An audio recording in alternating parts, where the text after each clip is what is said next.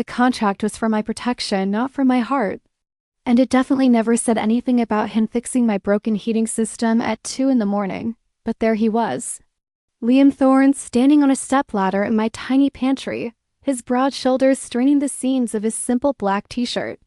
The CEO of a multi-billion-dollar security empire, a man who commanded boardrooms and terrified competitors, was now wrestling with a faulty thermostat valve. "For me, this is beneath you," I said, pulling my worn robe tighter around myself. He didn't even look down from his work. "Nothing that keeps you safe and comfortable is beneath me, Ms. Reed." And that was the problem, wasn't it? For 3 long months, ever since a series of business setbacks escalated into credible threats from a corporate rival, Liam Thorne had become my shadow. He was impeccable, completely professional, and so utterly infuriating. He tasted my food before I was allowed to eat it. He scanned every single room before I could enter.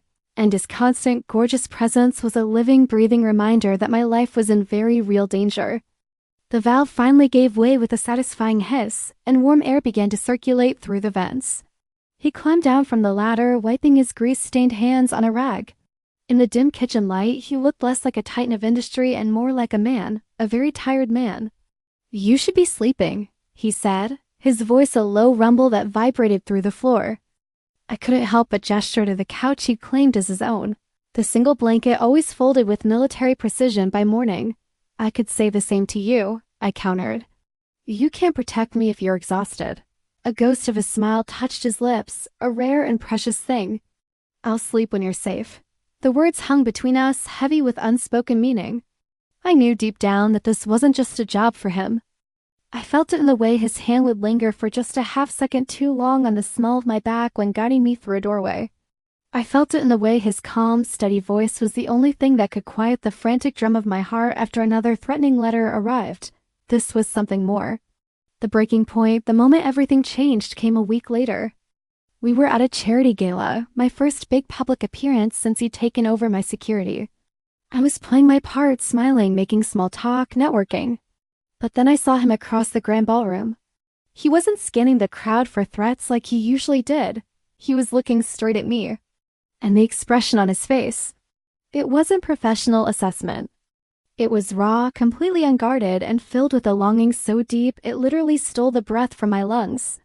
Later that night, back in the tense silence of my apartment, the air was thick. He did his final sweep of the rooms, but his movements were stiff, unnatural.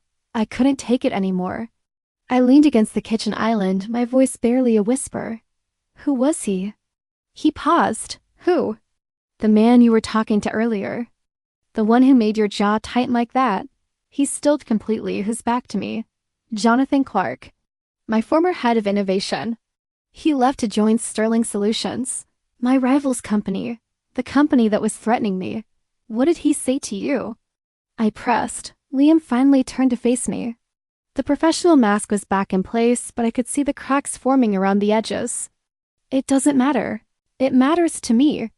The words burst out of me, fueled by months of pent-up frustration and a feeling I was too terrified to name.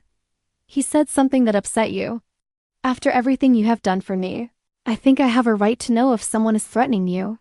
"He wasn't threatening me, Alara." His voice was dangerously soft, dropping an octave. He was making an observation. "About you." My heart started hammering against my ribs. "About me?" He took a step closer, then another, until he was standing directly in front of me, crowding my space. The air crackled with a new kind of tension. He said you looked beautiful tonight, and that it was a shame you were wasting your time with hired help. I just stared at him, my mind racing. "And what did you say?" His gaze dropped to my lips. I told him that my contract with you was the most valuable agreement I've ever signed. He looked back up, his eyes boring into mine. "But I lied." My breath hitched. "Lied how?" "The contract is worthless," he whispered. His hand rose and he gently tucked a stray strand of hair behind my ear. His touch was electric, sending a shiver down my entire body. "I'm not here because of a piece of paper, Alara. I'm here because the thought of anything happening to you. It makes it hard for me to breathe." The confession hung in the air, so fragile and yet so powerful. "All this time," I breathed, my own voice shaking. "I thought it was just a job." "Alara," he said, and my name sounded like a prayer on his lips.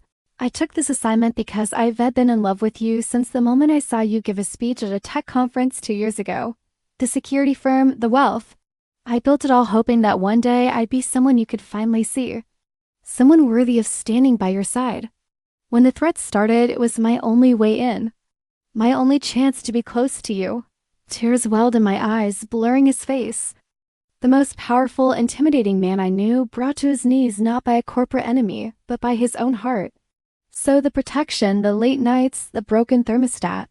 All of it, he confessed, his forehead now resting gently against mine. It was all for me, to be near you. To earn just a single one of your smiles. I reached up and cupped his face, feeling the rigid tension in his jaw beneath my palms. The contract is void, Mr. Thorne. His eyes widened in a flash of panic, but before he could speak, I silenced him with a kiss. It was soft at first, a promise. When I pulled away, I smiled, truly smiled. You're not my bodyguard anymore. A true, breathtaking smile finally broke across his face, transforming him. Then what am I? You're the man who fixed my heater, I whispered, leaning in to kiss him again, deeper this time. And the man I'm desperately in love with.